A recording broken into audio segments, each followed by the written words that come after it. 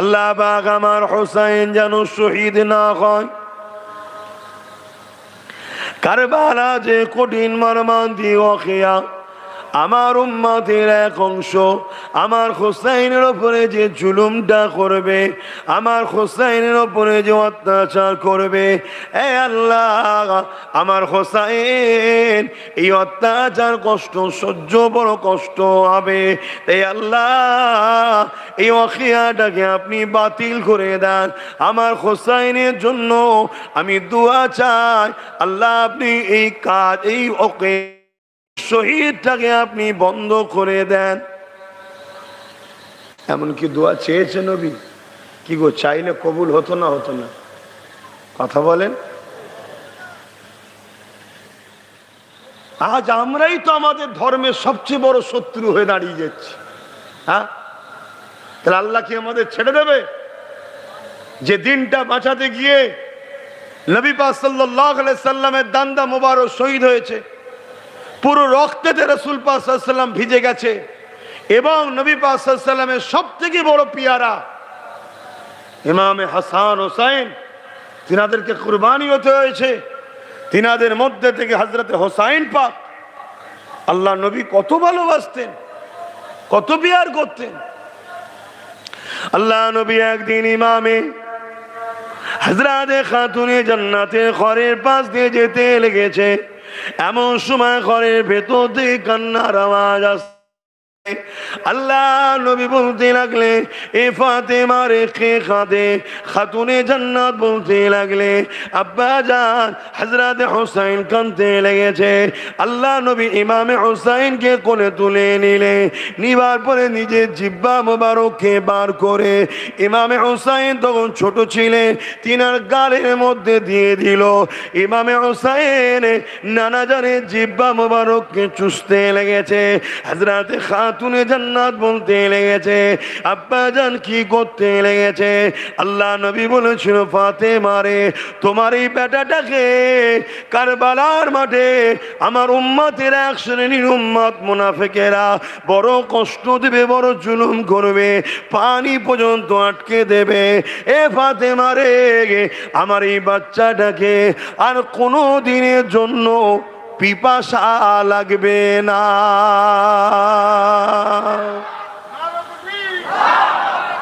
আল্লাহু আকবার। সেই বাচ্চাকে পর্যন্ত রসুল কুরবানি করেছে তোমার আমার নাজাতের জন্য। জানো না? ছেড়ে দেবে আল্লাহ?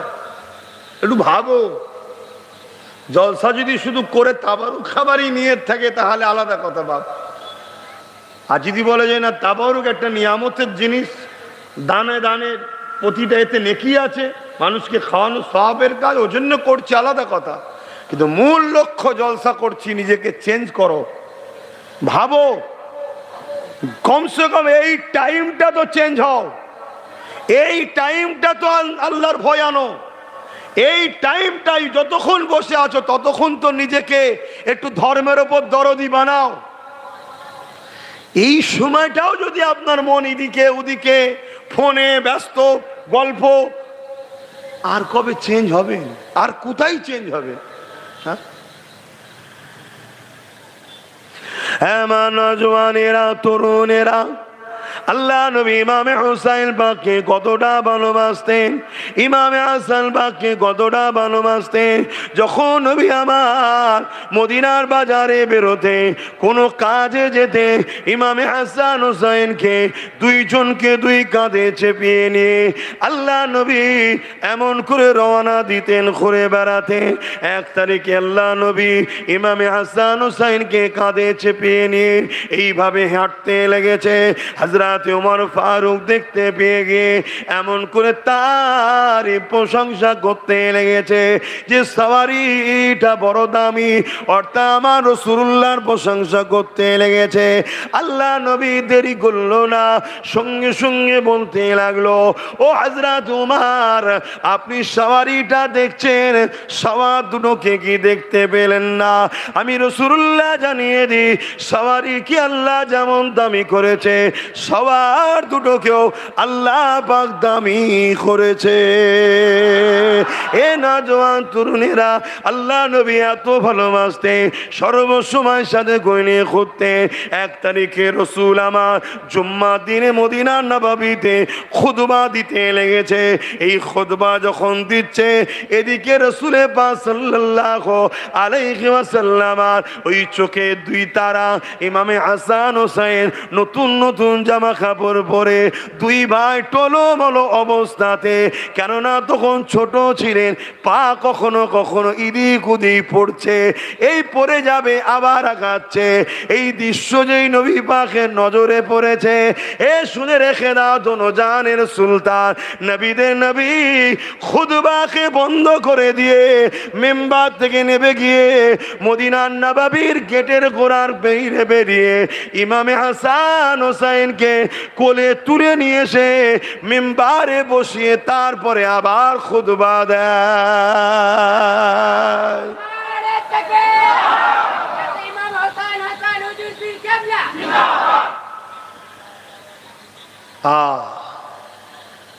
সেই বাচ্চারা এত পেয়ারা হুজুরের, আজকে তাদেরকেও হুজুর আমাদের জন্য কুরবানি করেছে।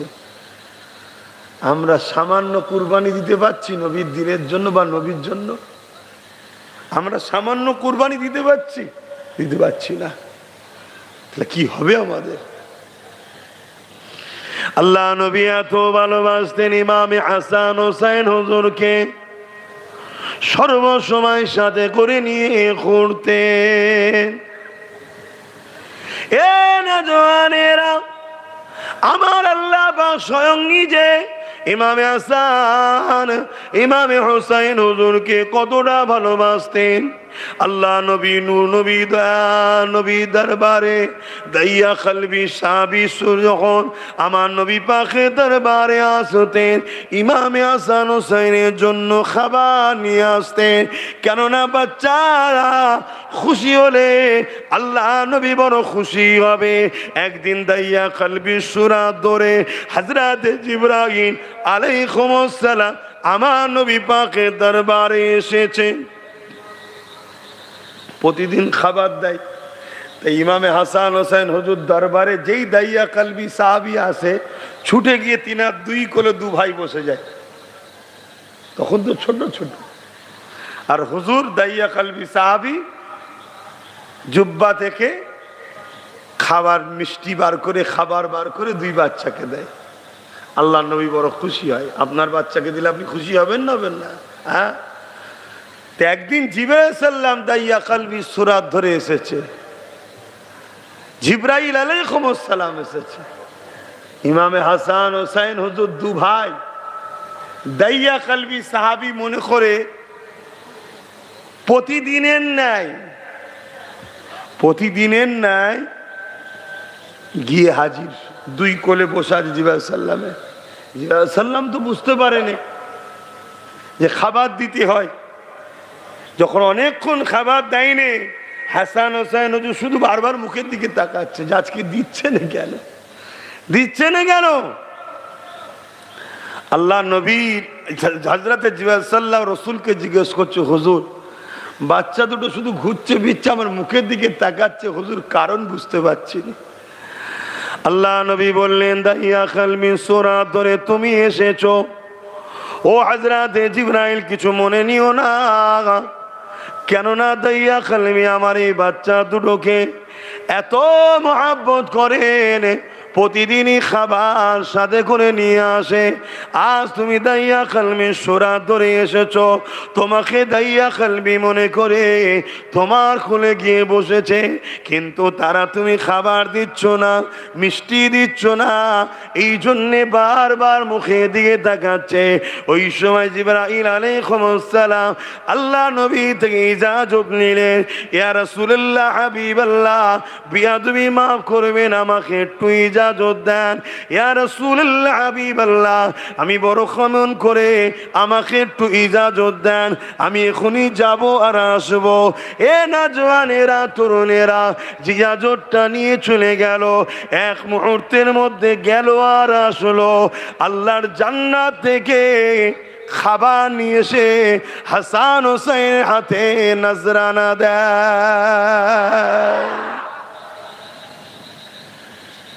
একবার আপনাদের কারো মনের মধ্যে আবার যেতে পারে, এক মুহূর্তের মধ্যে গেল আর এলো, এরা মনে হচ্ছে না তো? কি বল? তাহলে এই বিষয়ে আবার একটা কথা বলতে লাগে। মানুষের তৈরি করা কারেন্টের সুইচ এখানে দাও, চোখের পালক ফেলার আগে লাইট জ্বলে। ওই তারের মধ্যে দিয়ে বিজ্ঞান বলছে একটা বিদ্যুৎ নামক শক্তি যায়, সৌর শক্তি একটা যায়, যে সেটাকে জ্বালায়। মানুষের তৈরি তো স্রষ্টার ক্ষমতায় জিবরাইল আলাইহিস সালাম একদিন আমার নবীকে বলেছিলেন, কে আগে জান্নাতে পৌঁছাতে পারে। জিবরাইল আলাইহিস সালামের সঙ্গে রাসূল পাক সাল্লাল্লাহু আলাইহি ওয়াসাল্লামের কম্পিটিশন হলেন। আল্লাহ নবী পাগড়িটা নিলেন, একটা প্যাঁচ মারতে শুরু করলে রওনা দিল জিবরাইল। দ্বিতীয় প্যাঁচ মারার আগে রাসূল পাক জিবরাইলের যাওয়ার আগে জান্নাতে গেলেন। জোরে বলুন সুবহানাল্লাহ। জিবরাইল সাল্লামে 500-র উপরে ডানা রয়েছে নূরের, মাত্র দুটো ডানাকে তিনি ব্যবহার করে চোখের পালক ফেলার আগে জমিন থেকে প্রথম আসমানে চলে যান। জোরে বলুন সুবহানাল্লাহ। তাই তো আমার রাসূল পাক সাল্লাল্লাহু আলাইহি সাল্লামকে আল্লাহ মেরাজের রজনীতে রাতের কিছু অংশের মধ্যে প্রথম আসমান, দ্বিতীয় আসমান, তৃতীয় আসমান, সিদরাতুল মুনতাহা, এবং সেখান থেকেও যেখানে লা মাকান কাবা কাউসাইন আবাদনা, যেখানে কোনো কিছুই নয়, কোনো ওয়াক্ত নাই, টাইম নয়, সেটা কতটা? এখান থেকে সিদরাতুল মুনতাহা যতটা, সিদরাতুল মুনতাহা থেকে সেই জায়গাটা ততটা। সেখানেও আমার নবীকে রাতের কিছু অংশে নিয়ে গিয়ে আল্লাহ দিদার দিয়েছে এবং অনেক কথা বলে রাসূলকে জমিনে পাঠিয়েছেন। জোরে বলুন সুবহানাল্লাহ। আরে এইটাই তো আল্লাহর পাওয়ার। আল্লাহর পাওয়ার তো এটাই যে মানুষ যদি তৈরি করতে পারে। আমরা দেখুন, আমাদেরকে আল্লাহ দিয়েছে এক মুহূর্তের মধ্যে চোখের পালক ফেলার আর খোলা, জমিন থেকে আসমান দেখছি, যাচ্ছে না যায় না? বিজ্ঞান বলছে এই চোখ থেকে একটা রশ্মি যায়, যে আসমানে টাচ করে, ওই অতটুকু সময়ের মধ্যে আবার ফিরে এসে ব্রেনকে বলে যে আসমানের এই কালারটা এই। জোরে বললেন না সুবহানাল্লাহ। তাহলে আল্লাহ যদি আমাদেরকে এই জিনিস দিতে পারে, তাহলে জিবরাইলকে আল্লাহ সেই পাওয়ার দিয়েছে না দেয়নি? আকীদা ঠিক রাখবেন বাপেরা, নওজওয়ান তরুণেরা। হযরত জিবরাইল আলাইহিস সালাম বলেছিলেন, ইয়া রাসূলুল্লাহ হাবিবাল্লাহ, আমাকে ক্ষমা নজরে দেখবেন। এই বাচ্চা দুটোকে আল্লাহ বা কত ভালোবাসেন জানেন?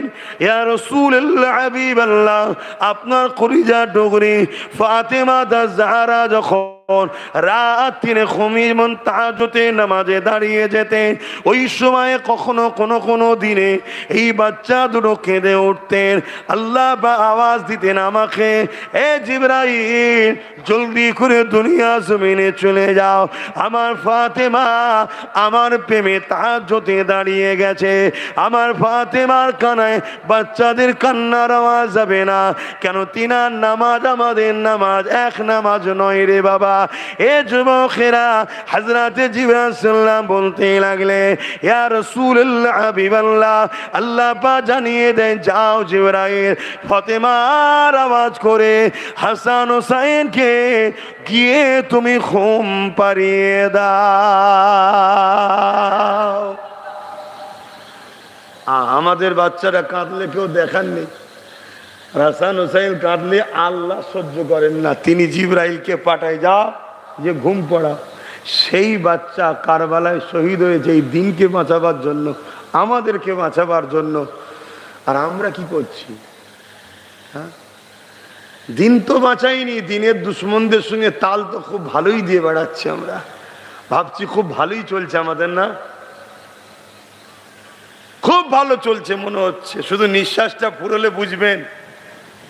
দুনিয়ার লোক তো মনে করবে মুসলমান চ জানাজাটা পড়ি, প্রতিবেশী একটু হাজির হবে, মিনহা খালাকনাকুম ওয়া ফিহা নুঈদুকুম ওয়া মিনহা নুখরিজুকুম তাহারাতান উখরা, মাটি তো দিয়ে চলে আসবে। কবরে ৯৯টা করে সাপ দেওয়া হবে, দুটো মুখ থাকবে। যে সাপের নিঃশ্বাস যদি জমিনে পড়ে ওই এলাকায় গাছপালা গজাবে না, এত ভয়ঙ্কর ব্যাপার। গল্প বলছি নি, নবীর কথা বলছি। এবং জাহান্নামের একটা গর্ত করে দেওয়া হবে। তোমাকে আল্লাহ কি জন্যে বানালো? দুটো হাত কি জন্যে দিল? দুটো পা কি জন্যে দিল? দুটো চোখ কি জন্যে দিল? তোমাকে বানাবার খোদার মাকসাদ কি, কুদরতি ইচ্ছা কি, আর তুমি করলে কি? তোমার তো দুটো হাত দিয়েছে হককে জিন্দার জন্য, নাইকে প্রতিষ্ঠিত করার জন্য। সমস্যা হয় হাত দিয়ে রখো, এজন্য তো হাত দিয়েছে। তারপরে তোমার জীবিকা অর্জন করবে, তাও হালাল। তোমাকে তো আল্লাহ দুটো পা দিয়েছে দিনের রাস্তায় যাওয়ার জন্য, এতিমকে দেখার জন্য, মা বাবাকে সেবা করার জন্য। তারপরে তোমার লাইফটাও তোমাকে হালাল অবস্থায় পরিচালনা করতে হবে। তুমি আমি করলাম কি? হ্যাঁ, আজ কত মুসিবত বলো তো। রাজ্যেও কাজ নেই, আর বিদেশেও গেল জান নিরাপদ নাই। খোদার মাত দেখেছেন? আপনি কি ভাবছেন সব কিছুর হুকুম খোদার হুকুমেই হচ্ছে? ভালো মন্দ কার হুকুমে হয়? এটাই তো ঈমান নাকি? ওয়াল কদরি খাইরিহি, বলেন না আমানতু বিল্লাহি ওয়া মালাইকাতিহি ওয়া কুতুবিহি ওয়া রাসূলিহি ওয়াল ইয়াউমিল আখিরি ওয়াল কদরি খাইরিহি ওয়া শাররিহি মিনাল্লাহি তাআলা আল বাস বাদাল মাউত। এই যে ভালো মন্দ সবটাই আল্লাহর পক্ষ থেকে হয় পরীক্ষা। মন্দটা হলো আমাদের কর্মের ফল। মন্দটা কি? আমাদের কর্মের ফল। এখনো সময় আছে, সুধরে যাও। নিঃশ্বাসটা যখন চলছে এখনো রাস্তা আছে বাঁচার। আল্লাহ সাহায্য করবে। কষ্ট নিচ্ছেন নাকি আমার কথায়? তাহলে আমি আমার মতো গুণ গেয়ে যাব, আপনি আপনার রাস্তায় গুণ গেয়ে যাবেন, হবে না। নিজের ইচ্ছা বলে কোনো কিছু নাই। অনেকে বলে আমার লাইফ, আমার হাত, আমার টাকা, আমার জীবন, আমার বলে কিছু নাই। এই জীবনটা তোমার নয়, এই জীবন তোমাকে আল্লাহ দিয়েছে। এটা আল্লাহ দেওয়া সম্পদ। এই হাত দুটো আব্বাস সিদ্দিকীর নয়, আল্লাহ ব্যবহার করতে দিয়েছে। এই পা দুটো আমার নয়, আল্লাহ ব্যবহার করতে, আল্লাহ তৈরি। এই জামানে কথা বলছি, আমার ক্ষমতা নয়, আল্লাহ পাক ক্ষমতা দিয়েছে। অতএব ইচ্ছা মতো কথা বলবো বললে হবে না। আল্লাহ যে কথাই অপছন্দ করে কথা বললে হবে না। আর যদিও হয়ে যায় আবার ক্ষমা চেয়ে নিতে হবে যে আল্লাহ ভুল হয়ে গেছে, বলে ফেলিছি, আল্লাহ মাফ করে দেন। শুনছেন তো নাকি? আবেগে ভেসো না আমার যুবকেরা, ভাইয়েরা। কঠিন সময় আসছে, আগামী দিন কঠিন ভয়ানক ব্যাপার। আমার অনেক ভাইয়েরা বলে যে হুজুররা এইসব বিষয়ে কথা, আমার ইচ্ছা আমি যা খুশি করব না। হুজুররা তার বাপের কথা শোনাতে আসেনে। আলেম উলামারা আপনাদের ঘরে আল্লাহ রসুলের কথাই শোনায়। আর যে আলেম আল্লাহ রসুলের কথা শোনায় না তার কথা বাদ দেন। কিন্তু আপনাকে আপনার ইচ্ছা মতো চললে হবে না। কেননা এই দিনের জন্য অনেক কুরবানি হয়েছে। আজ আপনার খালকুল্লাহ দিন ইসলাম এত সহজে আসেনে গো। এই মসজিদ, এই মাদ্রাসা, এই দাড়ি, এই টুপি এত সহজে আসেনে গো। ইমামে হুসাইন পাক যদি কারবালায় না যেতে, অন্যায়ের বিরুদ্ধে জানাকে রুখে দাঁড়াতে, অন্যায়ের সঙ্গে হাত যদি মিলিয়ে নিতে, এ দুনিয়া মানুষেরা, এই দুনিয়া মানুষ ইনসাফ পেত না, নাই পেত না, সত্য পেত না, গরিব অধিকার পেত না, জালিমের বিরুদ্ধে কেউ কথা বলার লোক থাকতো থাকতো না, অন্যায় কি জিনিস মানুষ বুঝতো না। হযরত ইমামে হুসাইন পাক নিজের জানের মায়া না করে, পরিবারের মায়া না করে, নানার উম্মাতিদেরকে বাঁচাবে বলে পুরো পরিবারকে শহীদ করে দিয়েছে। তথাপিও নানার উম্মতে এবং নানা দিনকে বাঁচাবার জন্য তিনি এমন করে নিজেকেও কুরবান করেছে। এ নওজোয়ান তরুণেরা, ওই কারবালার মাঠেতে ইমামে হুসাইন পাককে অনেক রকম অফার দেওয়া হয়েছিল, অনেক অফার দেওয়া হয়েছে, লোভ লালসার অফার দেওয়া হয়েছে, কিন্তু হুজুর নানা দিনের জন্য, হকের জন্য নিজেকে কুরবানি করলেন, কিন্তু সেই দিকে গেলেন না। আজ আমরা কি করে বেড়াচ্ছি? এ নওজোয়ানেরা, হযরত ইমামে হুসাইন পাক আল্লাহ তিনাকে এত বড় শাস্তি করেছেন।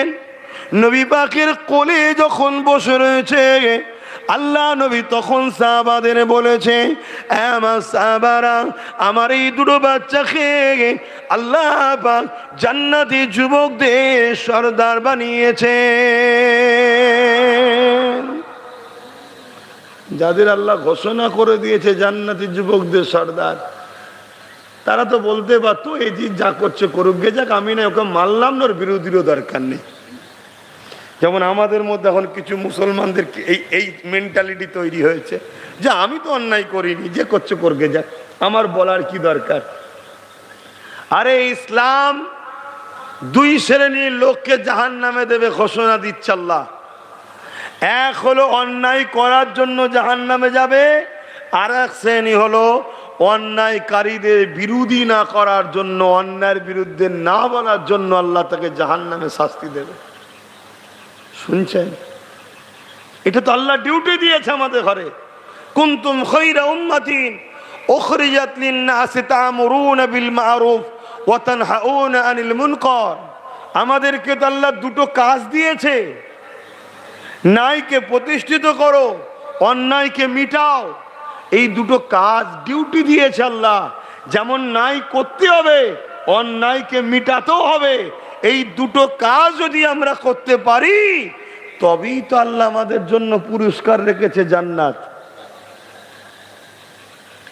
আমাদেরকে খেয়াল করতে হবে আমাদের সমাজের এতিমরা হক পাচ্ছে কিনা, আমাদেরকে খেয়াল করতে হবে আমাদের সমাজের বিধবার অধিকার পাচ্ছে কিনা, আমাদেরকে খেয়াল করতে হবে আমাদের সমাজের মা বাপ শুধু নিজের নয়, বয়স্ক বাপ মারা তারা সমাজের বুকে ইজ্জত পাচ্ছে কিনা, আমাদেরকে খেয়াল করতে হবে অন্যায় মুক্ত সমাজ করতে হবে, আমাদেরকে খেয়াল করতে হবে নেশা মুক্ত সমাজ করতে হবে, আমাদেরকে খেয়াল করতে হবে চোর মুক্ত সমাজ করতে হবে, আমাদেরকে খেয়াল করতে হবে জুলুম মুক্ত সমাজ করতে হবে, আমাদেরকে খেয়াল রাখতে হবে অত্যাচার মুক্ত সমাজ করতে হবে। এ না জোয়ানেরা, যদি মনে করি নামাজ পড়ে নিয়েছি, রোজা রেখে দিয়েছি, আমি তো চুরি করি না, আমি তো জুলুম করি না, যে যা করছে করুক গে যা, তাহলে মনে রাখবেন আপনার থেকে অনেক বড় নামাজি ইমামে হুসাইন পাক ছিলেন, যিনি কারবালার ওই লড়াইয়ের ময়দানেও নামাজকে তিনি কাজা করেন, কারবালার রাত্রিরে তাহাজ্জুদ কাজা করেন। এ যুবকেরা, তরুণেরা, আল্লাহ আমাদেরকে দুটো কাজ দিয়েছে, অন্যায়কে মিটাতে হবে, ন্যায়কে প্রতিষ্ঠিত করতে হবে। এটা হলো তোমার আমার ডিউটি। যদি মনে করি শুধু ন্যায় করে নিলাম, আমি হজ করে নিলাম, ইমামে হোসাইনও তো হজ করেছে, আমি দান করে দিলাম, ইমাম হোসাইনও তো দান করেছে, না না না, এখনো যেমন করেছি ইমাম হোসাইন যেমন অন্যায়ের বিরুদ্ধে ছিল, আমাদেরকেও থাকতে হবে। ইমাম হোসাইন যেমন জালিম শাসকের বিরুদ্ধে ছিল, আমাদেরকেও থাকতে হবে। ইমাম হোসাইন যেমন গরিবদের পক্ষে ছিল, আমাদেরকেও থাকতে করতে হবে। ইমাম হুসাইন যেমন ইনসাফের পক্ষে লড়াই করেছে, অন্যায় বিরুদ্ধে লড়াই করেছে, আমাদেরকেও ইনসাফের পক্ষে অন্যায়ের বিরুদ্ধে লড়াই করতে হবে। তবেই তো কিয়ামতের দিনে হুসাইন হুজুরের কাতারে দাঁড়াতে পারবেন। মাইকের আওয়াজে বুঝছেন জীবন কোন রাস্তায় চলছে দেখো এবারে। আমি দুটো প্লেন কথা বলে গেলে আমার দাও দরও বাড়বে, শুনছেন তো নাকি? কিন্তু না, আল্লাহ আমাকেও ধরবে। শুধু নামাজ পড়তে বলে যাওয়ার নাম ইসলাম নয়। শুধু নামাজ পড়ো, রোজা রাখো, হজ করো, দান করো, খায়রাত করো, জিকির করো, তাসবিহ পড়ো, দরুদ পড়ো, এর নাম শুধু ইসলাম নয়।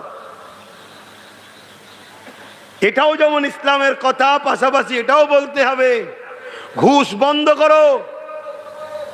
ঘুষের কারণে সমাজে কঠিনতম ব্যাধি বিমার আল্লাহ দেয়। যে বিমার ওষুধ পাওয়া যায় না, ওষুধ তৈরি করতে করতে আর একটা ব্যাধি এসে যায়। আজকে ঘুষ ছাড়া সমাজ আছে? এই ঘুষ যে দেয় সেও পাপী, যে নেয় সেও পাপী। কিন্তু বিপদে পড়বে তারাও, যারা ঘুষ দেয়ও না, লায়ও না, তারাও বিপদে পড়বে। কেন? তারা বিরোধী করে না। কেন? রুখতে হবে, রুকার নাম ইসলাম। আমার বুঝছেন তো নাকি? আমি যদি শুধু বলে দিই ঘুষ খেও না, এটা পুরো ইসলাম বলা হলো না। কি হলো তোমার আবার? তোমার আবার কি সমস্যা হলো? আমি যদি বলি, আর আমার নজরেও পড়ে যাচ্ছে, নজরে না পড়লে মিটে যেত, যে যার কবরে জবাব দিবি বাবা। ঘুষ খেও না শুধু বললে হবে না, ঘুষকে বন্ধ করতে হবে। বাপেরা, নজওয়ান তরুণেরা, আমার নবী পাকের প্রেমিকেরা, আমার ইমামে হুসাইন পাক, তিনার কাছে যখন মেসেজটা চলে এলো, ও হযরত ইমামে হুসাইন পাক এজিদ জোর করে খলিফা দাবি করেছে এবং আপনাকেও বায়াত নিতে চাইছে, আপনার মতামতটা কি? আল্লাহ নবীর নামাসা ইমামে হুসাইন বলেছিলেন, শোনো আমার ভাই, 20টা বছর ধরে ইমাম মাবিয়া হুজুর রাজত্ব চালিয়েছে। মানুষ আমাদেরকে চেয়েছিল, আমার ভাই ইমামে হাসানকে চেয়েছিল। আমার ভাইয়ের যদি রাজত্বের লোভ থাকতো তাহলে তখনই তো লড়াই হয়ে যেত।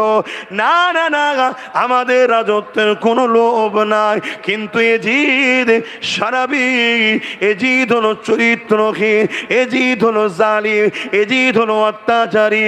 আমি হুসাইন কি করে একটা জালিমের হাতে হাত দিই, কি করে একটা জালিমকে সাপোর্ট করি, কি করে একটা জালিমের কাছে বায়াত নিই? তখন ছিল বায়াতের সিস্টেম, এখন সিস্টেম হয়েছে যেটা ভোট। এখন সিস্টেম কি? ভোট। অর্থাৎ ইমাম পাক বলেছিল জালিমকে ভোট দেওয়া যাবে না, জালিমের কাছে বায়াত হওয়া যাবে না। আজকের দিনে সেই কথাটা কোন ভাষায় চিনবেন? জালিমকে ভোট দেওয়া যাবে না। হযরতে ইমামে হুসাইন বলেছিলেন জালিমের সাথ দেওয়া যাবে না, জালিমকে কোনোভাবে তাড়াতে বায়াত হওয়া যাবে না। আমি হুসাইন কি করে হই? এ যুবকেরা, তরুণেরা, এমন করে দেখা যাচ্ছে তাকি উসমানী বলে পৃথিবীর একজন বড় আলেম রয়েছে, তিনি বলতে লেগেছেন ভোট দেওয়া হলো সাক্ষ্য দিয়া, শাহাদাত দিয়া। আপনি যদি কাউকে ভোট দেন, সাপোর্ট করে, সে যদি ভালো কাজ করে সেও পুণ্য পাবে, যারা তাকে সাপোর্ট করেছে তারাও নেকি পুণ্য পাবে। আর যদি সে অন্যায় করে, জুলুম করে, সে তো যেমন ধরা পড়বে, অত্যাচারের জন্য জাহান্নামে যাবে। যারা তাকে সাপোর্ট করে কামিয়াবি করেছে তারাও সমানভাবে জাহান্নামে যাবে, ধরা পড়বে। শুনছেন তো নাকি? এবারে বলবেন যে হুজুর এই ওয়াজ করার কি দরকার? তো কোনটা দরকার কোনটা দরকার না যদি তুমি বুঝে যাও, তুমি তুমি এখানে আসো, আমি ওখানে যাই। কি তুমি এখানে আসো, আমি ওখানে যাই? পুরো পৃথিবী জুড়ে ইসলামকে মিটানো হচ্ছে রাজ ক্ষমতার জোরে। এটা মানো না মানো না? এটা আওয়াজ দিয়ে বলো, মানো না মানো না? প্যালেস্টাইনকে মিটানো হলো, মসজিদ আকসার উপরে আঘাত করা হলো, কোন ক্ষমতায়? বলো বলো। আমেরিকা, আমেরিকা রাজ ক্ষমতা, সেই জোরে। আজকে দেখো আমাদের ওয়াকাফ নামে যে সম্পদ আছে, কালা কানুন তৈরি করে মসজিদ মাদ্রাসাকে কেন্দ্র সরকার মিটাতে চাইছে, কোন ক্ষমতায়? রাজ ক্ষমতা। আমার বাংলায় 32টা মাদ্রাসাকে রাজ্য সরকার বন্ধ করে দিল, কোন ক্ষমতায়? আপনি পারবেন মাদ্রাসা বন্ধ করতে? কে পারবে? উনি পারলো কি করে? রাজ ক্ষমতা। কথা শুনছেন না শোনেননি?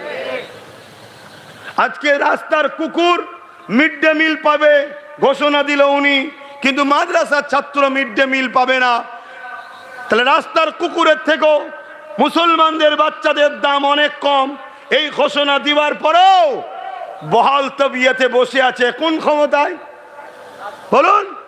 তাহলে পুরো নিয়ন্ত্রণ হচ্ছে রাজ ক্ষমতায়। সেদিনও এজিদ রাজ ক্ষমতা দিয়ে ধরেছিল, সেই রাজ ক্ষমতা দিয়েই অন্যায় শুরু করেছিল। হোসাইন বলল তার এই অত্যাচারের ক্ষমতাকে সাপোর্ট করা যেতে পারে না, তাকে ভোট দেওয়া যাবে না। যেটাকে বায়াত বলা হয়, সাপোর্ট বলা হয়। এক এক সময় এক এক সিস্টেম থাকে। আগে কি মেশিন ছিল? কথা বলে। আগে কি ছিল? বসা হতো। এই বেশি নয় 50, এই বেশি নয়, স্বাধীনতার আগের কথাই বলছি। এই দেশেই কি ছিল? প্রতিটা গ্রামে একটা করে মোড়ল হতো। কিভাবে মোড়ল হতো? গ্রামের মানুষ বসতো, আরে অমুককে কে চাও, অমুককে কে চাও, হাত তোলো। এর পক্ষে কজন? হাত তুলেছে। কথা বুঝে আসছে? ওর পক্ষে লোক বেশি, ও মোড়ল। এই মোড়লদের দিয়ে ব্রিটিশ পিরিয়ডে রাষ্ট্র কারা চালাবে, এমপি কারা হবে? তখন এমএলএ ছিল না, শুধু এমপি ভোট হতো। কে হবে? হাত তোলো। শুধু মোড়লরা যেত সেখানে। কত শুনছেন? স্বাধীনতার পরে জনগণ সবাই হক পেয়েছে, সাপোর্ট পেয়েছে, অধিকার পেয়েছে। জনগণ সবাই নির্বাচন করতে পারে, কিন্তু জনগণ মুখ্যমন্ত্রী নির্বাচন করতে পারে না। কে করে? তার দলের এমএলএরা করে। কিন্তু এমএলএদের কি নির্বাচন কে করে? আমরা। জনগণ কি প্রধানমন্ত্রী নির্বাচন করতে পারে না, তার দলের এমপিরা করে। কথা বুঝে আসছে? এক একটা সময় এক এক রকম ছিল। তৎকালীন সময় আমার নবী শিখিয়েছিলেন কি, তোমাদের মধ্যে থেকে আল্লাহ রসুল যেই দুনিয়া থেকে পর্দা নিলেন, কে হবে অর্ধেক পৃথিবীর মুসলমানদের খলিফা কে হবে? কেউ বলছে উমর ফারুক হবে, কেউ বলছে সিদ্দিক আকবর হবে, কেউ বলছে মাওলা আলী হবে। তাহলে মত আসতে পারে। এবারে চলো কার পক্ষে কে? হযরত উমর ফারুক দাঁড়িয়ে গেলেন, তোমরা আমাকে চাইছো, কিন্তু আমি উমর চাই, আমার রাসূলুল্লাহর জায়গায় আবু বকর বসবে। জোরে বলুন সুবহানাল্লাহ। চলো কে? সবাই আবু বকরের পক্ষে। বেশি সাপোর্ট হয়ে গেল, হযরত আবু বকর সিদ্দিক খলিফা হয়ে গেলেন। একটা সময় ছিল এজিদ এই সিস্টেমকে ব্রেক করে লোকের মতামত লাইনে গায়ের জোরে বসে গেছে। কথা বুঝে আসছে? আজও কিন্তু গায়ের জোরেই বসা হয়, লোকের মতামত নেওয়া হচ্ছে না। সে নাম কেউ আসতে সেই কি বলে ওই ঠোঙা নিয়েছে আমাদের সামনে দিচ্ছে, আপনি টিপছেন টিট। কথা শুনছেন তো নাকি? আপনি তো একটা ইলেকট্রনিক জিনিসকে টিপছেন, আমেরিকায় বসে কে কন্ট্রোল করা যাবে? শুনছেন তো নাকি? কিন্তু এই ফর্মালিটি পালন হচ্ছে, মানুষ খুশি। ইন্নালিল্লাহ। মানুষ খুশি, ওই জায়গাটা অনেকক্ষণ ডিস্টার্ব হচ্ছে। আবার অন্য জায়গায় বেশি চাপ দিসনি বাবা।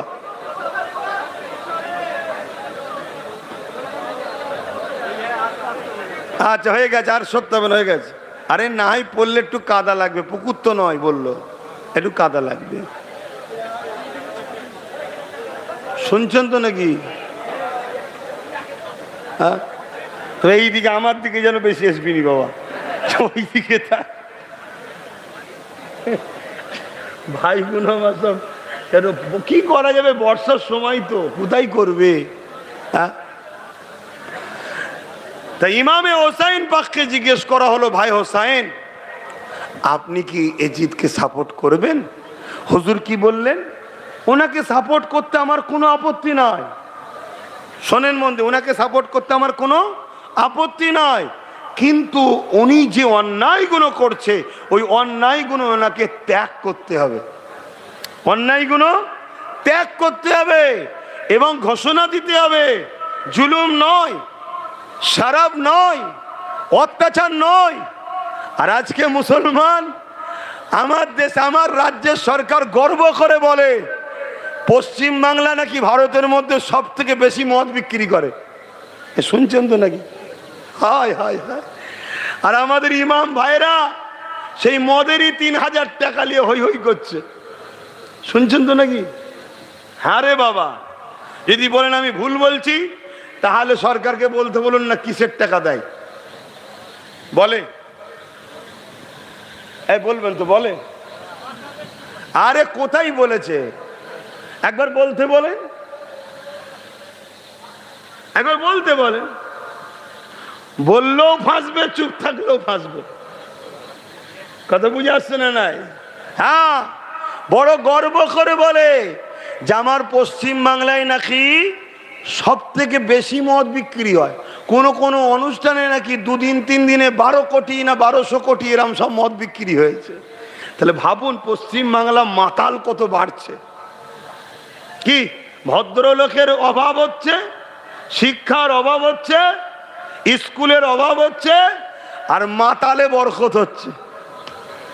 ইমাম হোসাইন পাক বলছেন, এজি শরাব পান করে তার হাতে আমার বায়াত হওয়া, মানে তাকে সাপোর্ট করা, তাকে ভোট দিয়ে আমার সম্ভব নয়, চলবে না।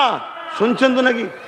আর আমরা হুজুর থেকে শুরু করে মলি সাহেব, পীর সাহেব, হাজি সাহেব, দরবেশ সাহেব, কোন সাহেব বাদ নেই যে গর্ব করে বলে মদ বিক্রি হয়। সেই মাতাল সরকারের পিছনে হই হই করছি আমরা। তো খোদার মার হবে না আমাদের উপরে? আবার আমরা বলি হোসাইনি, আমরা হ্যাঁ হোসাইনি। কবরে ঢোকো বুঝতে পারবে দুনিয়া তো দুদিনের, আজ আছো কাল নাই। হযরত নবী লূত আলাইহিস সালামের একটা কথা মনে পড়েছে, একটু বলে দিই। হযরত নবী লূত আলাইহিস সালামকে আল্লাহ পাক বলেছিলেন, ও হযরত নবী লূত রে, আমি তোমার উম্মতের মধ্যে থেকে ৮০,০০০ উম্মতকে আমি আল্লাহ মেরে দেব। তার মধ্যে থেকে ৪০,০০০ উম্মত হলো ভালো, ৪০,০০০ উম্মত হলো খারাপ, অন্যায় করেছে। হযরত নবী লূত আলাইহিস সালাম বলেছিলেন, ও রব্বি আল্লাহ পাক, যারা অন্যায় করেছে তারা তো শাস্তি পাবার যোগ্য, শাস্তি তারা পাবে, ভালো লোকগুলোকে কেন মারবে?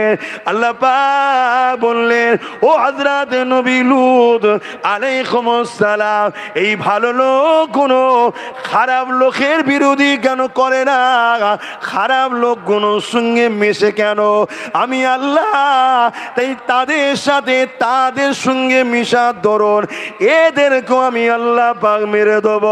হাদিস পাকে ঠিক এরকমই রয়েছে, দুনিয়ায় যে যার সঙ্গে থাকবে, অন্যায়ের সঙ্গে থাকবে, জুলুমের সঙ্গে থাকবে, মিথ্যার সঙ্গে থাকবে, অত্যাচারের সঙ্গে থাকবে, যে যার সঙ্গে থাকবে, কিয়ামতের দিনে তার সঙ্গে তার আসন নাসর হবে। আর দুনিয়ায় কেউ যদি সত্য সঙ্গে থাকে, ইনসাফের সঙ্গে থাকে, ন্যায়ের সঙ্গে থাকে, মানবতার সঙ্গে থাকে, মজলুমের সঙ্গে থাকে, আল্লাহর সৃষ্টির সেবার সঙ্গে থাকে, মনে রাখবেন কিয়ামতের দিনে তাদেরও হাসর নাসর আল্লাহর পেয়ারা বান্দাদের সঙ্গে হবে।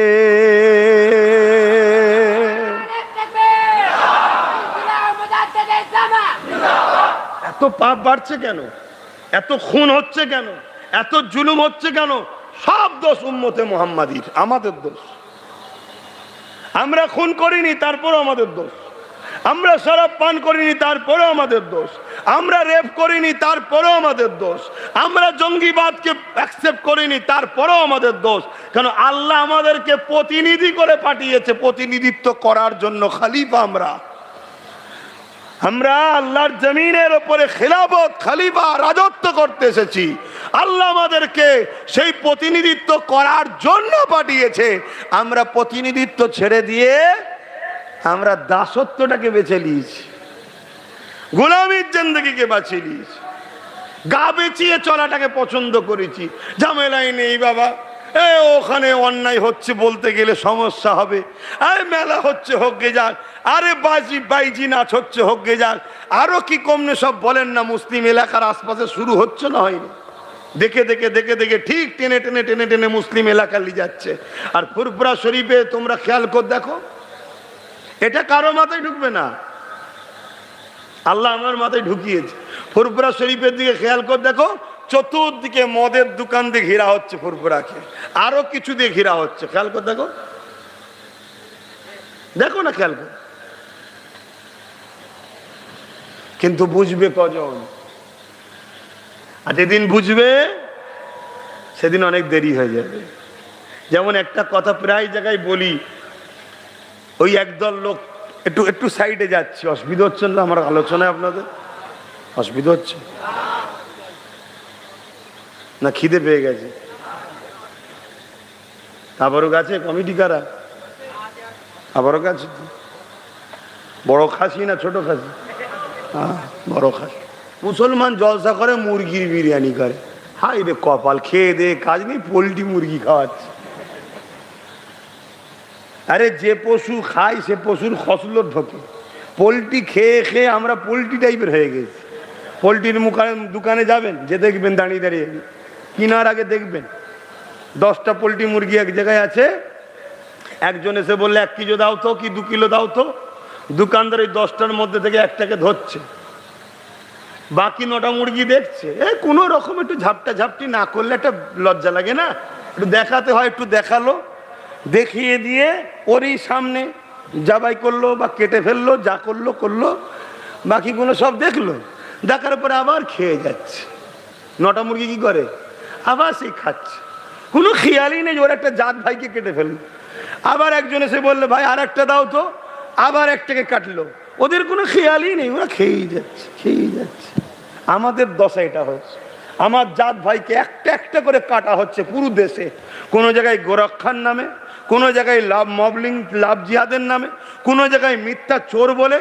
আমার পশ্চিম বাংলায় সেকেন্দার বলে নাকি মোবাইল চুরি করেছে, ডিল মেশিন দিয়ে তার এই জায়গার হাড়কে ফুটো করেছে টিএমসির লোকেরা কলকাতায়। শুনছেন না? শোনেন না? বললেন নাম বললেন কেন? না এরা তো মুসলিম দরদি সমাজে প্রচার আছে, ওই নাম বললাম। সবাই জানে টিএমসি মানে মুসলিম দরদি তো, নাকি এই প্রচারটা আছে না? নাই, ওই জন্য নামটা বললাম। কেন্দ্র সরকার আমাদের দুশ্মন সবাই জানে, তার নাম বলার দরকার নেই। আরে সাপ কামড়ালে ছবি হয়ে যাবে, এটা সবাই জানে। কিন্তু আজকে কুকুর পুষছ, ওই কুকুর যদি লালাওয়ালা হয়ে কামড়ায়, পানি দেখলেও ছটফট করে লাফাবে, দোদগে দোদগে মরবে। অতএব সাপ হচ্ছে ওইখানে, এ হলো সেই কোয়ালিটির, এ দোদগে দোদগে মারছে।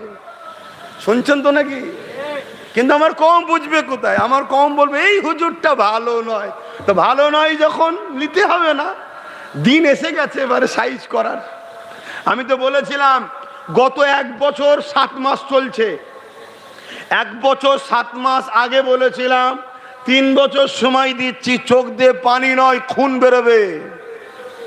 আমার তো মনে হয় 1 বছর বাড়তি দিয়ে ফেলেছি।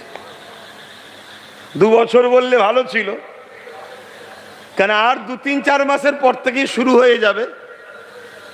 তারপরেও চলো 3 মাসিতে দিলাম। আজ আমারই একটা ভাই, আমি তাকে ভাই বলে মানি, হায়দ্রাবাদের বিহারের লোকেকেও বলেছে 2 মাসের মধ্যে ওদের দিশেহারা হয়ে যাবে। ভুল কিছু বলে না, 2 মাস অপেক্ষা করো, বিহারের লোকেদের কি হয় দেখো না। আর তারপরে আমাদের পালা আসছে। এরপরও দুনিয়ার লোক সেই গাল দেবে আমাদেরকে। কারা? মুসলমানরাই গাল দেবে। আমরা হলাম তোমাদের দুশ্মন, আজ যারা মসজিদ মাদ্রাসাকে বন্ধ করে দিচ্ছে তারা হলো তোমাদের বন্ধু। যে জাত এতটুকু ভালো মন্দ বুঝতে শেখেনে, সে জাত তো ধ্বংস হবে। তবে ইসলাম নয়, এটা মাথার মধ্যে যেন কেউ ঢুকাওনি যে ইসলাম শেষ হয়ে যাবে। না না না না না, अरे अरे ऐसा कोई माँ ने बच्चा जना ही नहीं दिया इस्लाम को कोई खत्म कर सके। कितना भी बड़ा बड़ा जाहिल आए हैं, इस्लाम के पीछे जो शख्स हुकूमत की पावर लेके इस्लाम को खत्म करने का इरादा किए है, खुदा ताला उसको खत्म कर दिए हैं। बोलिए सुभान अल्लाह। आज देखो ना, चिंगिस खान 1 करोड़ से भी ज्यादा मुसलमान को खत्म किए थे, 1 लाख से भी ज्यादा उलमा को हत्या किए थे, फिर भी चिंगिस खान का कोई रिश्तेदार नहीं है। मगर मुसलमान पूरा पृथ्वी मुल्क में 200 करोड़ से भी ज्यादा है। बोलिए सुभान अल्लाह। হালাকু খান নাম শুনেন নে? রক্ত লাল করে দিয়েছে দাজলা নদীকে, এত মেরেছে। মুসলমানদের মাথার খুলি দিয়ে বড় বড় রাজপ্রাসাদ তৈরি করেছে, এত মেরেছে মুসলমানকে, কিন্তু ইসলামকে মিটাতে পারেনি। বুশ নাম শুনেছেন তো? চেয়েছিল ইসলামকে মিটাবো, মিটাতে পেরেছে? পারেনি। কিন্তু আমার তোমার কর্মের ফলের জন্য আমি তুমি মরবো কেন? আমি তুমি তাদের চাল ছড়ানোতে মুরগির মতো খেতে যাই, তারা তো ঝুড়িতে ধরেই আমাকে জবাই করবে। ভাই কথা মাথায় ঢুকছে? বোঝার যদি হও বোঝো, আর না হয় কি করতে পারি। হ্যাঁ, যে কথা বলতে গিয়ে চলে গেলাম, এই উদাহরণটা একটু দিয়ে দিই, এতে অনেক শিক্ষণীয় কথা আছে। একদল বন্ধু পিকনিক করতে গেছে, ঘর থেকে একটু বাইরে জঙ্গলে পার্কে পিকনিক করতে গেছে। তা আগুন জ্বালিয়ে পাত্রে কলের ফ্রেশ পানি দিয়েছে, কলের পানি দেখবেন ঠান্ডা হয়, ফ্রেশ পানি দিয়েছে। একটা ব্যাঙ পাশ দিয়ে যাচ্ছিল, লাভ মেরে হাঁড়ির মধ্যে পড়ে গেছে। ঠান্ডা পানি দেখে বড় ভালো লাগছে, ঘুরছে, খুব আনন্দে ঘুরছে, খুব খুশিতে ঘুরছে। কিছুক্ষণ পরে পানিটা হালকা গরম হয়েছে। ব্যাঙটা ভাবছে হয়তো আমি এতক্ষণ লাফালাফি করলাম, তাই হয়তো পানিটা একটু গরম হতে পারে, তা চলো ভালো লাগছে, তো আবার লাফালাফি করছে। আর একটু পর আর একটু গরম হয়েছে। তখনও ব্যাঙটা ভাবছে যাই হোক, শোয়ে তো নিচ্ছি, অসুবিধে কি আছে, অসুবিধে কি আছে। আর একটু পরে আরো গরম বেড়েছে। তখন ব্যাঙের বুদ্ধি হয়েছে যে পানি আমার নয়, কি করতে হবে, বেরোতে হবে। কিন্তু আর বেরোতে পারছে না, কারণ সময় দেরি হয়ে গেছে। গরম জিনিস মানুষের এনার্জিকে লস করে। আমরা গরমে দেখবেন ক্লান্ত হয়ে যায়, ঘাম বেরোলেই শরীর দুর্বল হয়। ওই গরম ব্যাঙের শক্তিকে টেনে টেনে দুর্বল করে দিয়েছে, ও আর বেরোতে পারলো না। প্রথম যখন হালকা গরম হয়েছিল তখনও যদি লাভ মারত, বেরিয়ে যেত, তাই তো নাকি? তখনই আমার বুঝে লিয়া দরকার ছিল, যেদিন বলেছিল কোরআন শেষ হয়ে যাবে আমার উন্নতি শেষ হবে না, সেই দিন বুঝে লিয়া দরকার ছিল, আমাদের নয়। কিন্তু আমরা বুঝিনি, আমরা ভাবলাম ও বোঝে না, বেখেয়ালে বলে ফেলেছ। বেখেয়ালে সব বোঝে, আর এইটা কোরআনের বেলায় বুঝতে পারে না, যেটা একটা সেন্টিমেন্ট জায়গা, মানুষের ভালোবাসার জিনিস। এ কথা বুঝছেন না, বোঝেন না? আরে বাবা, বাচ্চারা হুড়ুড়ি করছে। তো সেই জায়গায় আমাদের দশা কিন্তু এই ব্যাঙের মতো হচ্ছে। বেশ ভালোই লাগছে তো, টাইমে টাইমে মা বোনেদের হাতে 500 1000 করে আসছে কি, কিন্তু ছেলেগুলো চাকরি করে। তুমি সোনার কাজ করো, তোমার ছেলেও সোনার কাজ করবে। তুমি দর্জির কাজ করো, তোমার ছেলেও দর্জি হবে। তুমি চাষি, তোমার ছেলেও চাষি হবে। তুমি ইমাম, তোমার ছেলেও ইমাম হবে। কেন তোমার ছেলেকে IAS IPS অফিসার করা যায় না? তোমার ছেলেকে জজ বানানো যাবে না? তোমার ছেলে স্কুল মাস্টার হতে পারে না, ডাক্তার হতে পারে না, কিন্তু চাকরি কই? যা একটু একটু ওবিসি দ্বারা পেচ্ছিল, সে ওবিসিও কেস হয়ে গেছে, জানো তো নাকি?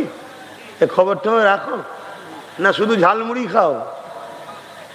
হ্যাঁ, সেখানেও 12টা বেজে গেছে। লাও চালাও, হুজুর তো খারাপ, চালিয়ে যাও। হাসেন বাবারা, ইমামে হোসাইন পাকের কথা বলছিলাম। ইমামে হোসাইন পাকের কাছে এমন করে সাহাবারা যখন শুনে নিল, তিনারাও ইমামে হোসাইন পাশে পাশে দাঁড়িয়ে গেলেন।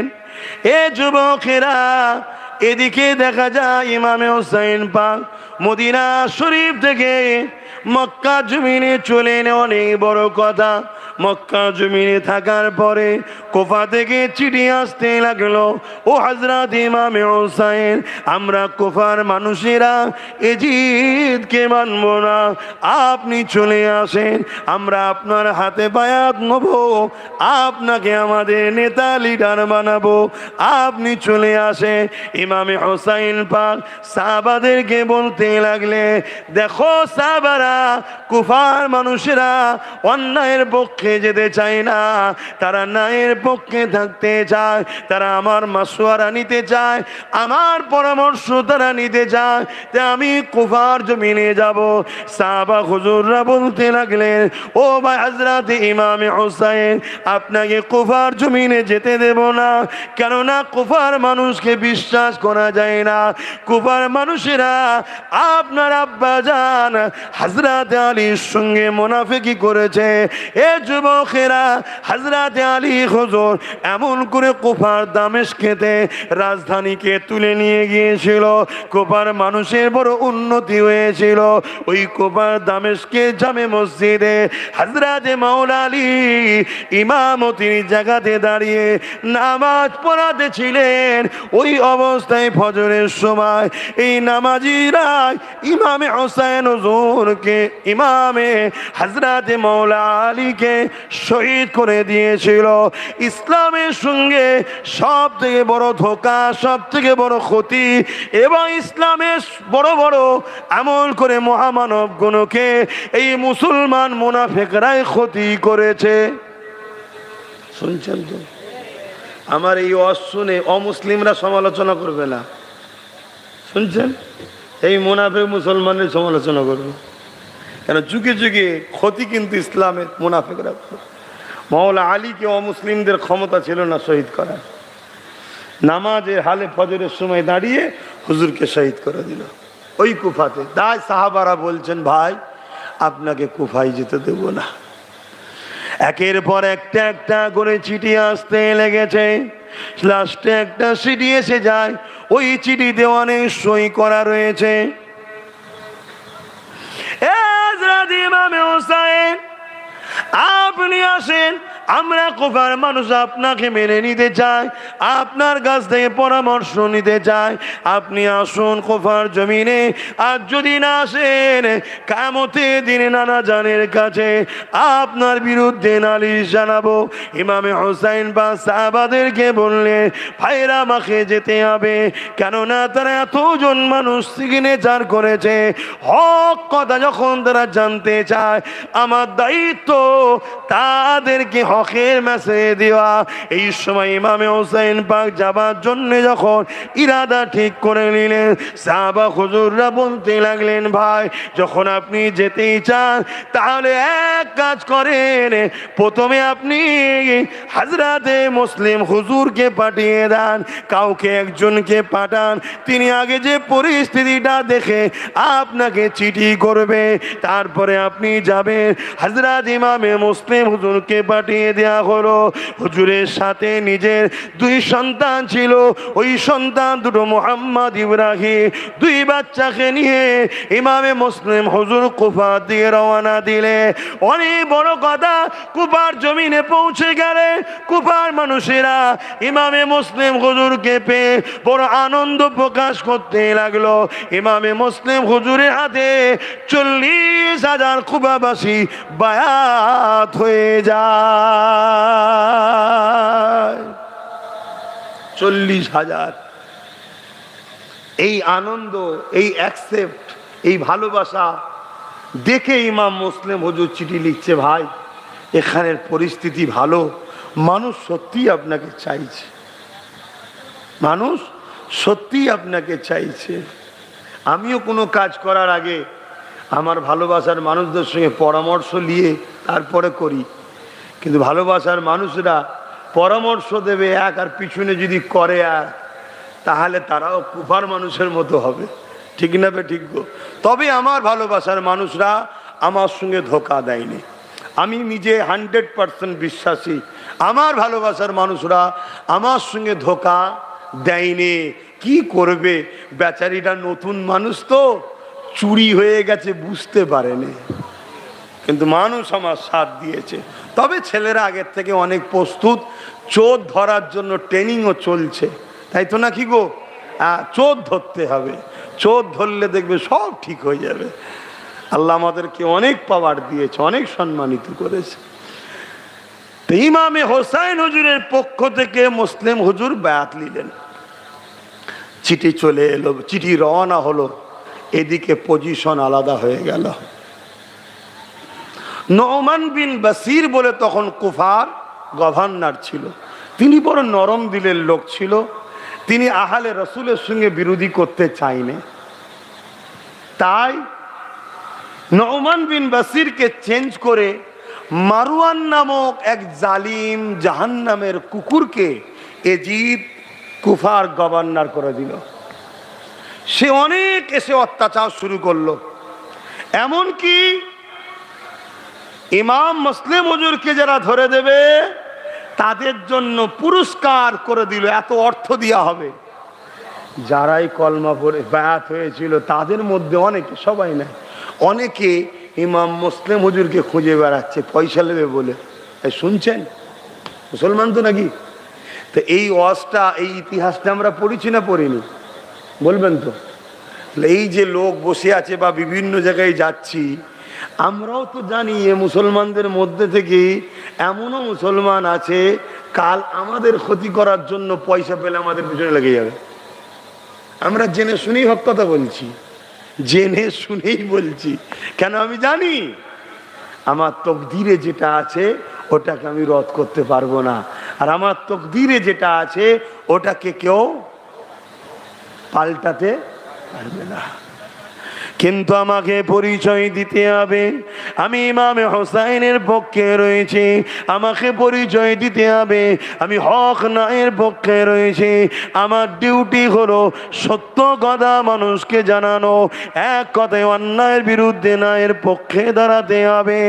এ যুবকেরা, তরুণেরা, ইমামে মুসলিম হুজুরকে এমন করে ওই কুফার জমিনে আমার নবী পাকের একজন বুজুর্গ সাহাবী ছিলেন, তিনার বাড়িতে ইমাম মুসলিম হুজুর গোপন হয়ে গেলে বাচ্চা দুটোকে অন্য জায়গায় রেখে দিলে। এ না জওয়ান তরুণীরা, এমন করে জানাজানি হয়ে গেল। অনেক বড় কথা, সময়ের দিকে খেয়াল করে কয়েকটা পয়েন্ট আপনাদেরকে বলি। এমন করে ওই নবী পাক সাল্লাল্লাহু আলাইহি ওয়াসাল্লামের সাহাবী হযরতে হানি সাহাবী, তিনার বাড়িতে মারওয়ান সৈন্য পাঠিয়ে দিয়ে তিনাকে বন্দি করে তুলে নিয়ে যাওয়া হলো।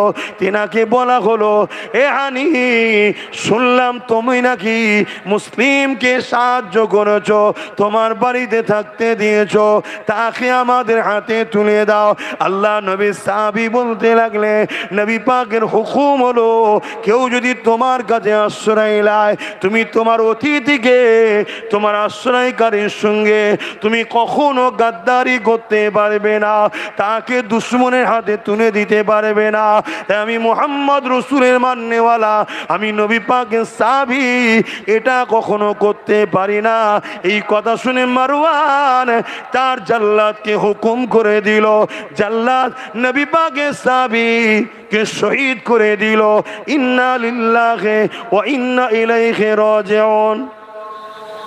কিভাবে অত্যাচার করেছে দেখুন।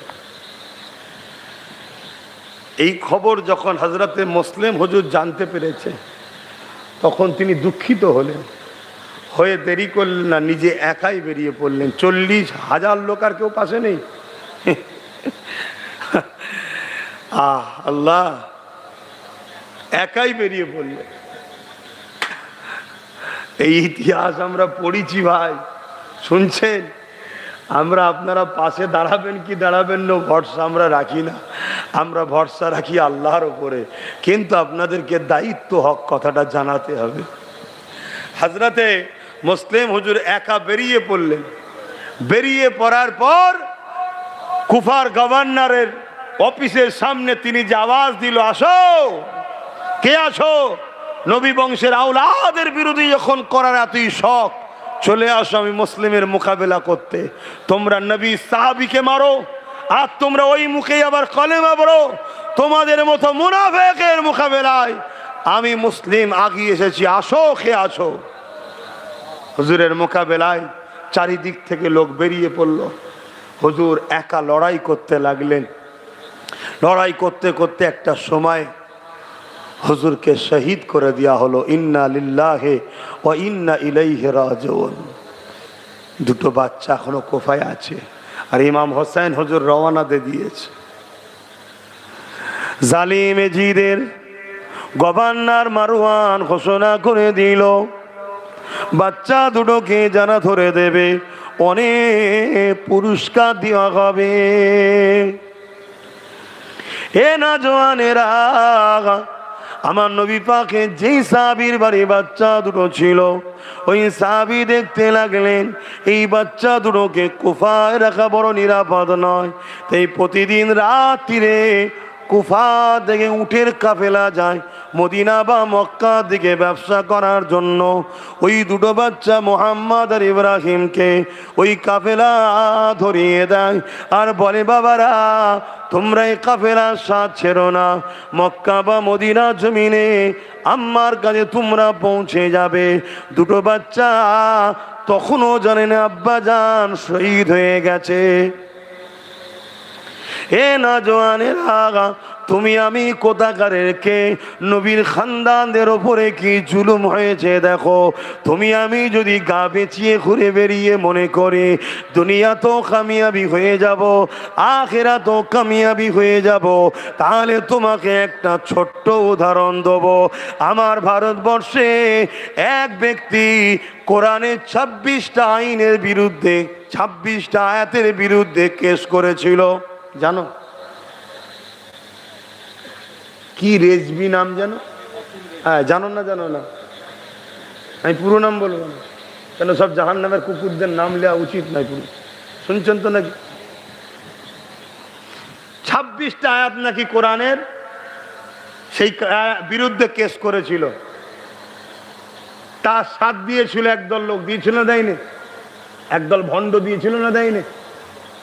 একটু হ্যাঁ কি না বলবেন ধরে বাবা। সে একদিন কি করলে ইসলাম ছেড়েও দিল। আজকে তার কি খবর বলুন বলুন। আজ আমার কিছু কমের ভাইরা মনে করছে আরে সময় হলে আমিও পালিয়ে যাব। আরে শোন বন্ধু, অত সহজ অত সহজ? ওই রেজবিটাকে দেখে খেয়াল কর কি অবস্থা হচ্ছে। না সে ঘর কা না ঘটকা, ধুপি কা কুত্তা হয়ে গেয়া। কি একটা কথা আছে তো না কিরকম? হ্যাঁ, তার দশা এরকম। অতএব তুমি যত যাই করো, তোমাকে যাকে তুলবে নে বাপ, ভোগ করে নিয়ে ইউজ করে নিয়ে ওই রাস্তার কুকুরই বানিয়ে দেবে। বাপেরা, নওজওয়ান তরুণেরা, ইমামে মুসলিম হুজুর শহীদ হয়ে গেছে, বাচ্চা দুটো জানে না। আর এমন করে ওই উটের কাফেলার পিছনে যেতে যেতে রাতের অন্ধকারে ছোট ছোট বাচ্চা কতটা জোরে জোরে হাঁটতে পারে বলুন? এ নওজওয়ানেরা, অন্ধকারে কাফেলা কোথায় গায়েব হয়ে যায়, আর রাস্তা চিনতে পারে না। আর এমন করে খুঁজতে খুঁজতে সারা রাত জেগে জেগে যখন ফজর হয়ে যায়, ওই দুই বাচ্চা দেখে আবার কুফার জমিনে পৌঁছে গেছে। কারো যদি কোনো জায়গায় আল্লাহ মৃত্যু রাখে, সেই জায়গা থেকে পালিয়ে কেউ যেতে পারবে না। আমার যদি তোমার গ্রামে মরদ থাকে, তোমরা সবাই মিলেও চেষ্টা করে আমায় বাঁচাতে। এটা বিশ্বাস করো, এটার নাম ঈমান। এ নওজওয়ান তরুণেরা, হযরতে মুহাম্মদ ইব্রাহিম দুই ছোট ছোট ভাই এমন করে আবার পরের দিন ওই সাহাবী আবার ওই উটের কাফেলাকে ধরিয়ে দেয়। আবার সেই একই অবস্থা, রাত্রির অন্ধকারে ওই কাফেলা হারিয়ে যাক। সকাল যখন হয় দেখে কুফাতে 3 দিনের দিনে বাচ্চা দুটো একটা খেজুরের বাগানের মধ্যে 2 ভাই বসে রয়েছে। আর এমন করে একটা মহিলা কুয়া থেকে পানি আনতে গেছে, দুটো বাচ্চাকে দেখে অবাক হয়ে যাচ্ছে, যারা যেন আকাশের চাঁদ দুটো বসে রয়েছে, শরীর থেকে এত নূর চমকাতে লেগেছে। মুসলমান হোক আর অমুসলিম হোক, যেই হোক, বাচ্চা সবার কাছে প্রিয়, ঠিক তো নাকি? আর এটা নবীর ঘরের বাচ্চা, তাদের শরীর থেকে লাইট জ্যোতি বাহির হয়। এই যে লাইট দেখছেন না, এটাকে আরবিতে নূর বলে, ফকাস বাইর হচ্ছে। তরুণেরা, মহিলা বাচ্চা দুটোকে দেখে আগিয়ে গিয়ে জড়িয়ে ধরে চুমা দেয় আর বলে, কি সুন্দর বাচ্চা রে বাবা, তোরা কাদের বাচ্চা, কাদের বাচ্চা? বাচ্চা দুটো ঘাবড়ে যাচ্ছে, বলতে পারছে না। বল বাবা কাদের বাচ্চা? বাচ্চা দুটো বলতে লেগেছে, আমরা মদিনায় বাড়ি, আমাদের আব্বা জান হলো মুসলিম রাদিয়াল্লাহু তাআলা, আমরা আখিরি নবীর খানদান মুহাম্মদ সাল্লাল্লাহু আলাইহি ওয়াসাল্লামের খানদানের ছেলে।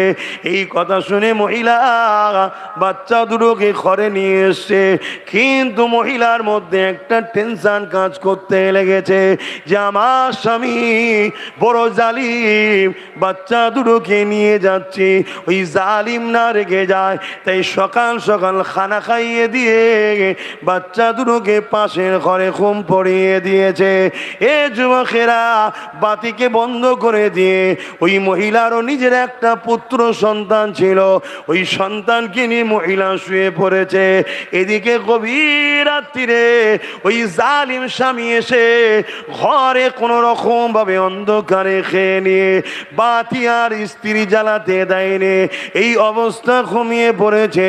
কিছুক্ষণ ঘুমাতে না ঘুমাতে হঠাৎ করে কান্নার আওয়াজ আসতে লেগেছে।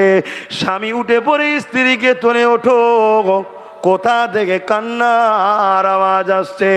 এই ঘুমাবার আগে স্বামী আলোচনা করতেছিল, আজ রাজদরবার থেকে মারওয়ান ঘোষণা দিয়েছে, কুফা গভর্নর অফিস থেকে ঘোষণা দিয়েছে, দুটো ছোট ছোট বাচ্চা মোহাম্মদ আর ইব্রাহিম মুসলিম হুজুরের সন্তান, তাকে যদি কেউ ধরে দেয় বড় পুরস্কার দেওয়া হবে।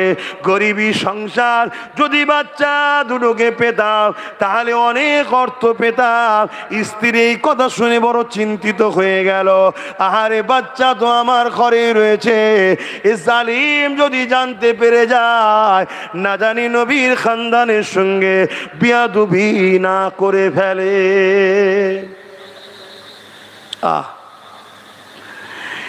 এ নওজওয়ানেরা, স্ত্রীকে এখন স্বামী তুলতে লেগে, ছোট বাচ্চার কান্নার আওয়াজ আসছে, চলো দেখি। স্ত্রী বুঝাতে লেগেছে, আরে কোথায় কার বাড়ির বাচ্চারা? স্ত্রী কাঁদছে, তুমি এত কেন পেরেশান হচ্ছ? ঘুমাও ঘুমাও। কিন্তু শয়তান শুনল না, নিজে উঠে অন্যরকম ভাবে বাতি জ্বালিয়েছে, মশলা দিয়া বাতি জ্বালিয়ে কান্না কোথা থেকে আসছে খেয়াল করতে করতে পাশের কামরা যখন দরজা খুলেছে, বাচ্চা দুটো আলোয় পুরো ঘর আলোকিত হয়ে রয়েছে। এ যুবকেরা, ওই বাচ্চা দুটোকে দেখে এই জালিমা গিয়ে গিয়ে বলে, কারা গো তোমরা? এখানে কি করে এলে? কে তোমরা? পরিচয় নিতে লাগলো। ওই বাচ্চা দুটো বলতে লেগেছে, আমরা হলাম নবীর খানদান, ইমাম মুসলিম আমাদের আব্বা জান। ওই শয়তান মালাউন বেঈমান জাহান্নামের কুকুর তখন বলে, কত জায়গায় তোমাদেরকে খুঁজলাম, কত খালবি, কত খাজুর বাগান, কত জায়গা খুঁজলাম, আর তোমরা আমার ঘরে বসে রয়েছো। চলো চলো, খুব ভালো হয়েছে, সকাল হয়ে গেলে রাজ দরবারে তোমাকে নিয়ে যাব, অনেক পুরস্কার পাবো, অনেক অর্থ পেয়ে যাব। এ যুবকেরা, সকাল হয়ে গেল, বেঈমান আর ঘুমালো না। স্ত্রী বুঝাতে লেগেছে, আহারে যেই মুখে কলেমা পড়ো সেই মুখে নবীর খানদানের সঙ্গে বিয়াদুবি করো না। সেদিন যদি মুসলমান নবীর খানদানে দুটো বাচ্চাকে না ছাড়ে, আজকের মুসলমান আমার বাপ মা তুলে গাল দেবে, এটা আশ্চর্যের কিছু নয়। কি দেয় না দেয় না আমাকে গাল? কি গো বলবেন তো? সেদিন দেখলাম কলকাতায় একটা মিটিং হলো, মুখ ভর্তি দাড়ি, গাল দিচ্ছে, দেখলেন না?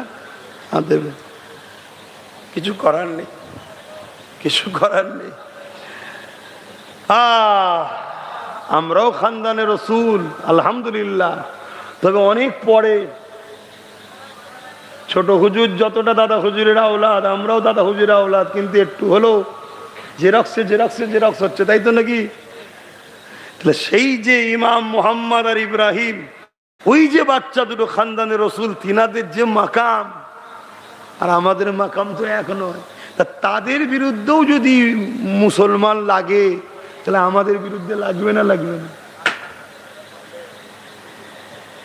আর লড়াই সেই একটাই, ক্ষমতার দখল, গদির দখল, অন্যায়ের পক্ষে আর ন্যায়ের পক্ষে। এ নওজওয়ানেরা, এমন করে বাচ্চা দুটো বুঝাতে লেগেছে, আপনি আমাকে এজিদের কাছে মমন করে মারওয়ানের কাছে নিয়ে যাবেন না, মদিনায় আমার আম্মা জানের কাছে নিয়ে যান। মদিনার মক্কার মানুষেরা আমাদের জন্য সব কিছু আপনাকে দিয়ে দেবে, সোনা দানা ধন দৌলত যা লাগবে দেবে, আপনি আমাকে মদিনায় আম্মার কাছে নিয়ে যান। এ নওজওয়ান তরুণেরা, স্ত্রীও বুঝাতে লেগেছে, বাচ্চা দুটোকে দেখেও কি মায়া লাগে না? নবীর উপরে কলেমা পড়ো, সেই নবীর খানদানের বাচ্চা দেখেও কি মায়া লাগে না? যদি ধন দৌলত এতই লাগে, বাচ্চা দুটো বলছে তো দেবে, মদিনায় তাদেরকে নিয়ে যাও। কিন্তু জালিম শুনল না। সকাল হয়ে যাবার পর বাচ্চা দুটোর হাতকে বেঁধে, আহারে নবী খানদানকে বেঁধে সে টেনে টেনে নিয়ে যেতে লেগেছে। স্ত্রী এসে বাধা দিল, স্ত্রী এসে বলতে লাগলো, পরের বাচ্চাকে জালিমের মুখে তুলে দিবার আগে নিজের বাচ্চাকে তুমি জালিমের হাতে তোলো। এই বলে নিজের বাচ্চাকে সামনে দিয়ে দিল। তুমি যদি নিজের বাচ্চাকে পারো, তবেই তুমি এই বাচ্চা দুটোকে নিয়ে যাও। জালিম অর্থ লোভে, সম্পদের লোভে, এই জন্যই তো প্রবাদ বাক্য আছে, লোভে পাপ, পাপে মৃত্যু। লোভ ইসলামে হারাম কেন বলা হয়েছে? রাসূলুল্লাহ তাই বলে দিলেন, আখরি জামানে আমার উম্মত বড় মার খাবে। এই মার খাওয়ার কারণ হবে দুটো। একটা হলো আল্লাহকে ভয় না করে দুনিয়াকে ভয় করবে, জালিম শাসককে ভয় করবে, মৃত্যুকে ভয় করবে। আর দ্বিতীয় নম্বর হলো তারা লোভী হয়ে যাবে। এই দুটো কারণে আখরি জামানায় রসুল বলছেন, ক্ষুধার্ত পশুগুলো যেমন খাদ্যের তালির ওপরে ঝাঁপিয়ে পড়ে, আমার উম্মতের ওপরে একদম জালিম ঝাঁপিয়ে পড়ে পড়ে মেরে দেবে। তাবরেজকে মারলো কিভাবে, সানাউলকে মারলো কিভাবে, জুনায়েদকে মারলো কিভাবে? ভাই ওরা কি ফুরফুরা সেলসেলার নাকি? এখন আবার সেলসেলা হয়তো। হ্যাঁ, আমি আমার সেলসেলা দাদা হুজুরকে মানি, কিন্তু আমরা আর এক দিক দিয়ে আমরা সবাই মুসলমান তো নাকি? আমরা সবাই নবীর উম্মত তো। তাহলে সেই জায়গায় তো আমাদেরকেও বোঝা দরকার যে তুই তোর হুজুর উস্তাদে থাকবে যা, তুই তোর আমির শায়েখ সেলসেলালে থাকবে যা, কিন্তু জুলুম যখন হবে মুসলমান দেখলেই হবে আমাদেরকে এক হওয়া দরকার আছে না? না, কিন্তু দেখো এখনো সেই একই অবস্থা, একই অবস্থা। এ নওজওয়ানেরা, এই জালিম এত লোভে পড়ে গেল, এই জালিম নিজের বাচ্চা অস্ত্র ছিল কোমরে তরোয়াল, বার করে এক কোপ দিল, বাচ্চা দুটুকরো হয়ে গেল। হাইরে দুনিয়া, ধন দৌলত নিয়ে কোথায় যাবি? মানুষ তো সোনা দানা টাকা পয়সা খাইনে রে, সামান্য কিছু তো মানুষ খায়, কিন্তু এত নেশা, ওই নেশায় পড়ে নিজের বাচ্চাকে পর্যন্ত ধর থেকে কল্লা আলাদা করে দিল। এই দৃশ্য দেখে স্ত্রী সামনে আগিয়ে এসেছে, তুমি আমার বেঁচে থাকা অবস্থায় বাচ্চাকে নিয়ে যেতে পারবে না। এই কথা যখনই বলেছে, আবার সেই অস্ত্র দিয়ে নিজের স্ত্রীকে এক কোপ দিয়ে দুটুকরো করে দিল। এইভাবে বাচ্চা দুটোকে টেনে নিয়ে যেতে লাগলো। রাস্তায় নানানভাবে বাচ্চা দুটো কাঁদে আর বলে, তোমরা আমাকে মক্কায় নিয়ে চলো, মদিনায় নিয়ে চলো, যা ধন দৌলত লাগবে মক্কা মদিনার মানুষেরা তোমাকে দিয়ে দেবে। এই জুলুম আমাদের সঙ্গে করো না গো, এই অত্যাচার আমাদের সঙ্গে করো না গো। এই বারবার বাচ্চা দুটো বলছে। এই অবস্থা দেখে এক নদীর ধারে বাচ্চা দুটোকে নিয়ে গেল, নিয়ে গিয়ে বলল, তোদেরকে আর জিন্দা নিয়ে যাব না, তোদেরকে কতল করে মাথা দুটো কেটে নিয়ে যাব। মানুষ কত নিষ্ঠুর হয়, মানুষ কত নিষ্ঠুর হয়। জাহান্নাম এত সহজ নয়। দেখুন আমি এখানে অজ করছি, ওরা দুজন ওখানে হাসছে। এটা চিন্তা করে, ইরাই বা কত বদমাইশ, ইরাই বা কত বদমাইশ। দরকার নেই বাপ, তাবারুক খেতে হয়তো এসেছে, তাবারুকটা দিয়ে দে। এদের মধ্যে দয়া ময়া সব গেল। ইমান যদি না থাকে দয়া কিসের? ইমানই তো দয়া। আর সুরাতে সকলে মুসলমানের কিছু দাম নেই, যার দিলে নবীর প্রেম ও আদব নেই, তার মধ্যে ইমান নেই। যারা খানদানে রসুলকে এইভাবে নিয়ে যাচ্ছেন নামে মুসলমান, তারা কিন্তু বেঈমান মুনাফিক। দুই ভাইকে নদী ধারে নিয়ে যাওয়া হলো। ওই সময় এক ভাইকে ধারালো অস্ত্র দিয়ে আর এক ভাইয়ের সামনে এমন করে জবাই করে দিয়ে মাথাটাকে নিয়ে একটা কাপড়ের ওপরে রাখা হলো। জালিমকে তখন ছোট ভাই বলতে লেগেছে, জালিম রে, আল্লাহকে ভয় কর, মরণ একদিন তোমার হবে। এই কথাটা শুনে বলতে লেগেছে, আসো তোমাকেও তোমার ভাইয়ের কাছে পাঠিয়ে দিই। এই বলে আর এক ভাইকে জালিম অস্ত্র দিয়ে তিনারও দেহ থেকে কল্লাকে আলাদা করে দিল। আরে নবী খানদানের ওপরে, এই জমির ওপরে মুসলমান দামিদার মুনাফিকরা কি জুলুম করেছে দেখো। এইভাবে দুই ভাইয়ের লাশ মোবারককে, শরীর মোবারককে, জেসম মোবারককে পানির মধ্যে ফেলে দেওয়া হলো। দেখা যায় দুই ভাই ওই পানির মধ্যে একে অপরকে জড়িয়ে ধরে এমন করে ভেসে ভেসে যেতে লেগেছে। এ যুবকেরা, এই জালিম মালাউল বেঈমান জাহান্নামের কুকুর নবী খানদানের দুটো ছোট ছোট বাচ্চার শের মোবারককে কেটে নিয়ে মারওয়ানের দরবারে চলে গেল। মারওয়ানকে দেখাতে লাগলো, এ মারওয়ান, আমাকে অর্থ দাও, আমি মোহাম্মদ আর ইব্রাহিমের শের মোবারক কেটে এনেছে। এই দৃশ্যটা দেখে মারওয়ানের মতো শয়তান সেও কেঁপে উঠলো। কিরে, তোকে তো ধরে আনতে বলেছিলাম, তুই দুটো বাচ্চাকে কিভাবে কতল করলি? তোর মধ্যে কি একটু মায়া নাই? যে মারওয়ান এত নিষ্ঠুর, তারও দিলটা কেঁদে উঠলো, কেঁপে উঠলো। সেও বলতে লেগেছে, তোর মধ্যে কি কোনো মায়া নাই? ওই দরবারে নবী পাকের খানদানের ভালোবাসার একজন সৈনিক বসেছিল, যে এজিদের নেতৃত্বে জব করত, কাজ করত, চাকরি করত। সে ওই দরবারে বসে বসে কাঁদতেছিল। যখনই মারওয়ান বলতে লাগলো, কেউ কি আছো এই মালাউনের দর থেকে কল্লাটা আলাদা করে দেবে। ওই খানদানে রসুলের প্রেমিক লাভ মেরে উঠে গিয়ে তাকে ধরে বাইরে বার করে গভর্নর অফিসের সামনে জবাই করে দিয়ে জাহান্নামে পাঠিয়ে দিল। মনে রাখবেন বেঈমান লোভে পাপ করলো, পাপে জাহান্নামে গেল, দুনিয়া তো লোভ লালসা ধন দৌলত পেল না। তাই এ যুবকেরা, তরুণেরা, তাই তোমাদের নবীর খানদান হয়ে আজ বলে দিয়ে যায়, আজও তোমাদেরকে এবং ইসলামকে মিটিয়ে দিবার নানা রকম ষড়যন্ত্র করতে লেগেছে। ইসলামের প্রকাশ্য যারা দুশ্মন, তারা তো যুগে যুগে দুশ্মনী করবে, কিন্তু তাদের এত সাহস না। তারা এই সাহসটা পাচ্ছে তোমার আমার গ্রামে, পাড়ায় পাড়ায় গুটি কত মুসলমান সুরাতে মুনাফিক রয়েছে।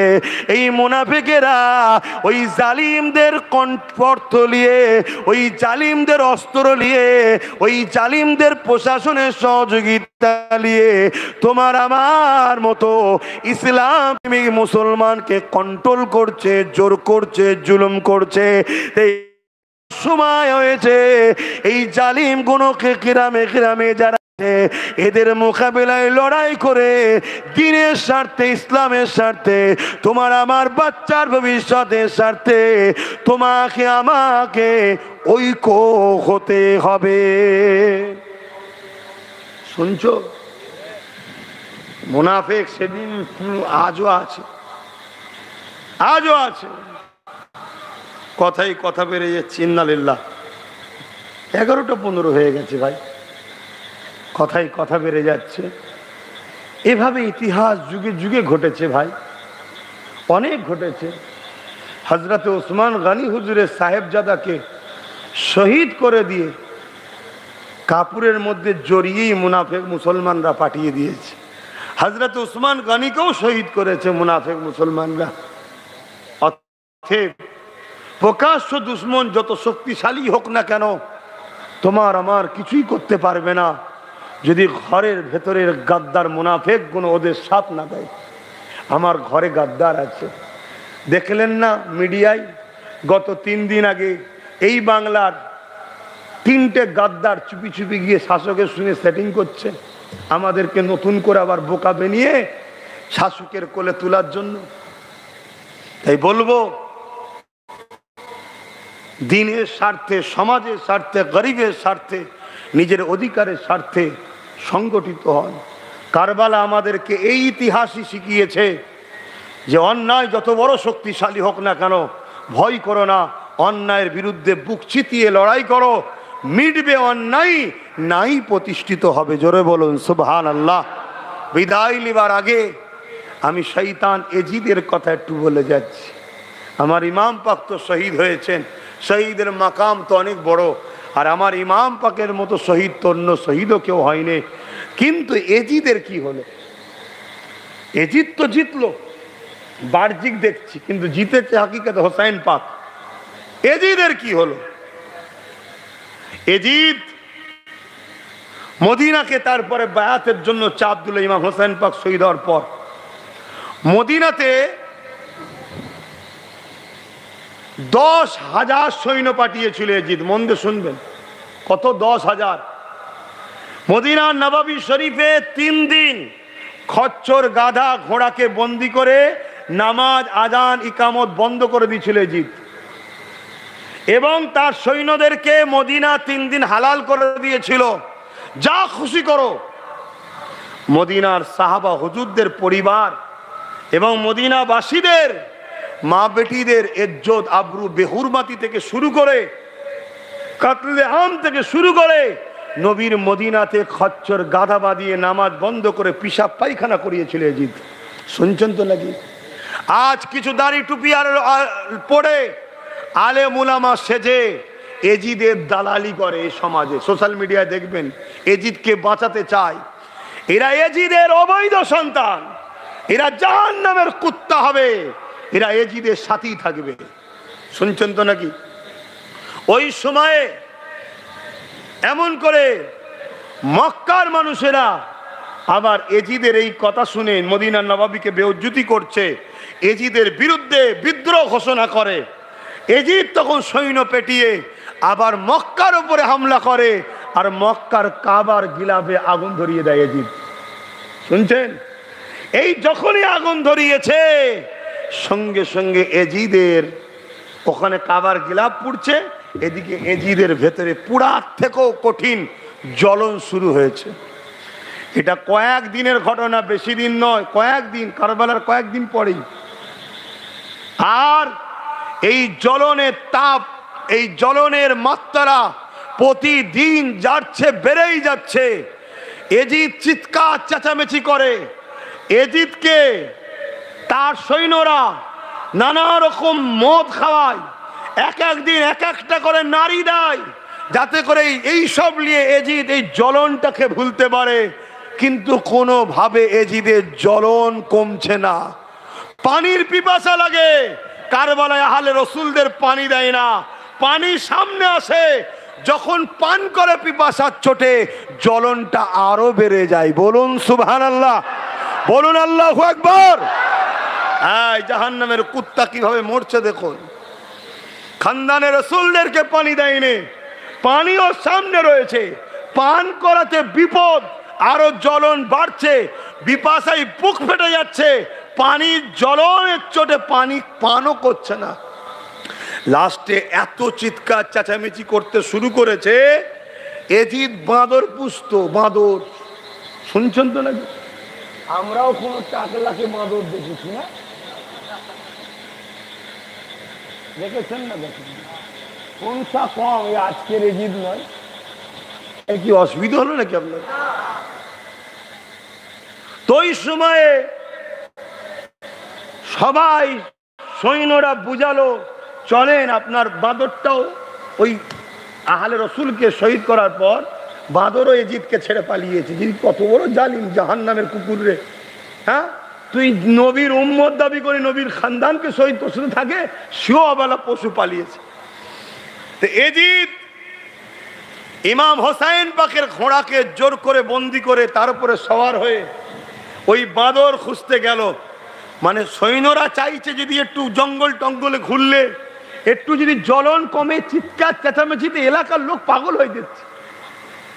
জঙ্গলে গেছে, একটা সময় ইমাম পাকের ঘোড়া, আহা, ইমাম পাকের ঘোড়া ছুট শুরু করেছে। এবারে সে ছুট অন্য বেকায়দা ছুট, ছুটছে, লাপাচ্ছে, এদিকে যাচ্ছে ওদিকে যাচ্ছে। এজিদকে আর থামানো যাচ্ছে না। যেভাবে মরণটা চিঙ্গিস খানের হয়েছিল, লাগাম ফসকে পা বেঁধে গিয়ে এক পা ওই যার উপরে রাখে সাথে বেঁধেছে, ওই অবস্থায় এজিদ ছিন্ন বিচ্ছিন্ন হয়ে, কোথায় চোখের তারা, কোথায় মগজের অংশ, কোথায় শরীরে ছিন্ন বিচ্ছিন্ন হয়ে এজিদ এই অবস্থায় মরে জাহান্নামের কুকুর হয়ে জাহান্নামে গেছে। কথা শুনছেন?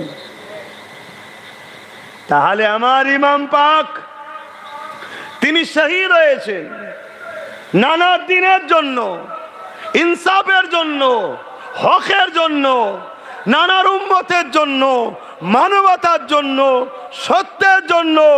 আর এজিদ জাহান্নামের কুত্তা হয়েছে, বেউজ্জতির মরণ, তার লাশকে টুকরো টুকরো ছিন্ন বিচ্ছিন্ন, কখনো চিল, বিভিন্ন পাখি ছুঁয়ো মেরে নিয়ে যাচ্ছে, এখানে একটুখানি ওখানে একটুখানি। কেন? ঘোড়া থামছে না। এই অবস্থায় তাকে ছিন্ন বিচ্ছিন্ন করেছে। কখনো এ পাহাড়ে লিজে মেরেছে, এ পাথরে মেরেছে, এ গাছে মেরেছে। এইভাবে মরে এজিদ জাহান্নামের কুকুর হয়েছে। আর আমার ইমাম পাক শহীদ হওয়ার পর হুজুরের শের মুবারক নেজার ওপরে নিয়ে যাওয়া হচ্ছে, ইমাম পাকের জবান থেকে কোরআন তেলাওয়াত হচ্ছে। জোরে বলুন সুবহানাল্লাহ। সবাই দেখছে, রাস্তার দুদিকে সবাই দেখছে, আর ইমাম পাকের শের মুবারক থেকে নূরের আলো আল্লাহর আরশের দিকে যাচ্ছে। জোরে বলুন সুবহানাল্লাহ। ভাই, বলতে ইচ্ছা থাকলেও সময় আর সাথ দিচ্ছে না। ইয়া নবী,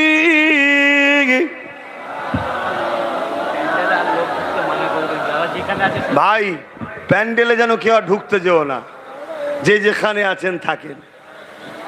কথা বুঝে আসছে? আবারও পৌঁছে যাবে সোনার ভাই আমার, সব ঢুকে একসাথে সবাই মিলে ভেঙে নিচে চলে যাবি।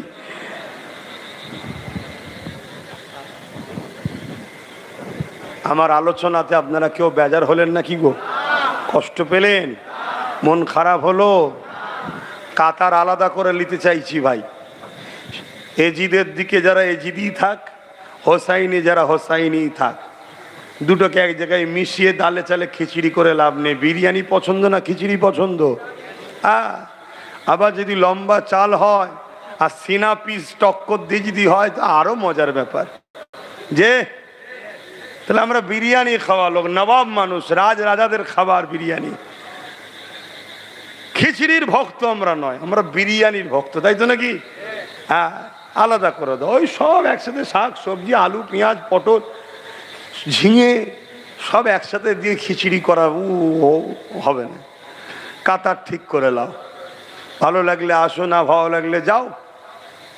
সেদিন আমার ইমাম পাক বলেছিলেন ওদিকে জাহান্নাম এদিকে জান্নাত, যদি কেউ আসতে চাস আহ। একজনই এসেছিলেন, সেই হোসাইন হুজুরের খাদেম গোলামও বলছি এবং খানদানে হোসাইনও বলছি, তিনার খানদানের সন্তানও বলছি। আজও জাহান্নাম আর জান্নাত দুটো দিক আছে। যারা জালিম অত্যাচারী বদমাইশ তারা আজকের এজিদ, তারা জাহান্নামের দিকে, আর তাদের বিরুদ্ধে আমরা রয়েছি ইনশাআল্লাহ আমরা জান্নাতের দিকে। বলুন ইনশাআল্লাহ। কাতার ঠিক করে নেন, দেখে নেন কোন দিকে যাবেন। মুসলমান দাম করলেই শুধু হয় না, কেন এজিদের বাহিনীতে 7,000 আলেম ছিল, 3,000 মুফতি ছিল, 3,000 হাফেজে কোরআনও ছিল। বুঝতে পারছেন? আসেন সকলে সালাম পড়িয়া নবী সালাম ইয়া রাসূল ইয়া হাবিব সালাম সালাবাতুল্লাহ। কঠিন হাসরের দিনে কি আছে মোদের কপালে, গুনাহগার উম্মাহ আত আপনার লইবেন সঙ্গে মাশরে। নবী সালাম ইয়া রাসূল ইয়া হাবিব।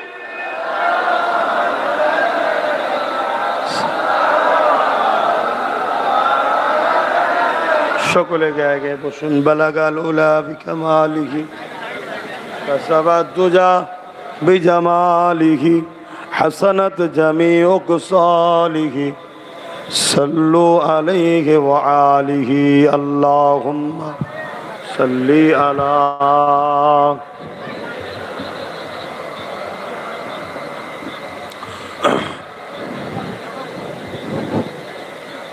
বাপজান আমার বলার আর কিছু নেই, সময় অনেক হয়ে গেছে, দোয়া হবে।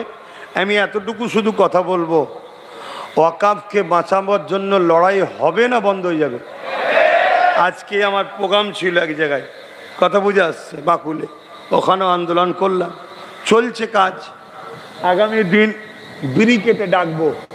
আমি শুধু সাক্ষী নিতে চাইছি, ব্রিকেটে আমার সাথে কারা সাথ দিয়ে যাবেন একটু হাত তুলে বলবেন, লম্বা হাত তুলবেন যারা যাবেন।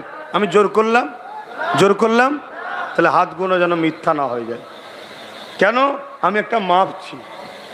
আপনি গাছে তুলে মই কেড়ে নিলেন, ক্ষতি আপনার হবে, আমার নয়। ক্ষতি আপনার হবে, আমার নয়। এটাকে মাথায় রাখবেন। তাই তেলাওয়াত করুন, দোয়া চাওয়া হবে। তাবারুক সামনে থেকে দেন। আমার মনে হয়